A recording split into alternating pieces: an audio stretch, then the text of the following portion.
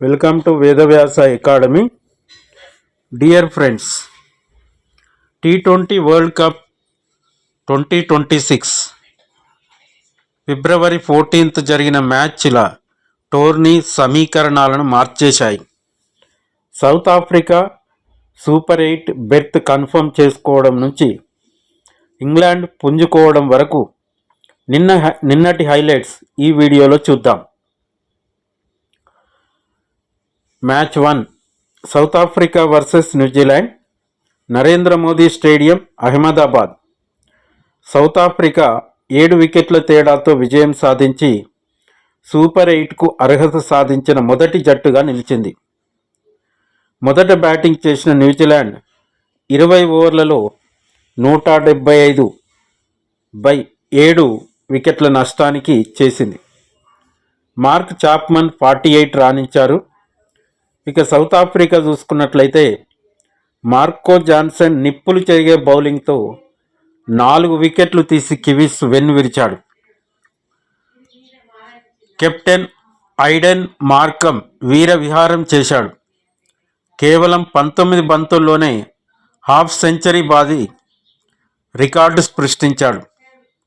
86 not out పరుగులతో మ్యాచ్ను ముగించాడు.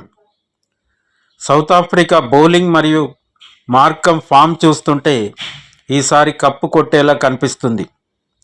ఇక రెండవ మ్యాచ్ చూసినట్లయితే England versus Scotland, Eden gardens, Calcutta.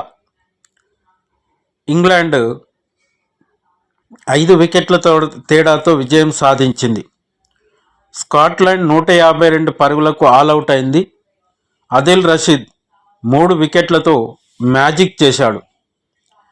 ఇక 153 పరుగుల స్వల్ప లక్ష్యంతో బరిలోకి దిగిన ఇంగ్లాండ్ ఆరంభంలోనే సాల్ట్, బట్లర్ వికెట్లు కోల్పోయి కష్టాల్లో పడింది. కానీ టామ్ బాంటన్ 63 బాధ్యతాయుతమైన ఇన్నింగ్స్తో ఇంగ్లాండ్ను గట్టెక్కించాడు. వెస్టిండీస్ చేతిలో ఓటమి పాలైన తర్వాత ఇంగ్లాండ్కు ఇది కీలకమైనటువంటి విజయం అయిపోయింది. ఇక గ్రూప్ డి, సౌత్ ఆఫ్రికా వరుస విజయాలతో డబుల్ టాపర్గా ఉంది.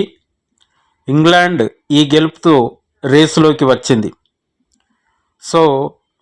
మరొక మ్యాచ్, మరోవైపు ఇవాళ జరగబోయే Bharat versus Pakistan high voltage match కోసం ప్రపంచమంతా వేచి చూస్తుంది.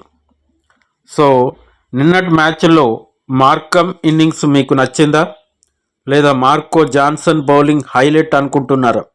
మీ కామెంట్స్ తెలపండి. అలాగే ఇవాళ ఇండియా వర్సెస్ పాక్ మ్యాచ్లో ఎవరు గెలుస్తారో గెస్ చేయండి. ఈ వీడియో నచ్చినట్లయితే సబ్స్క్రైబ్ చేసుకోండి. జై హింద్.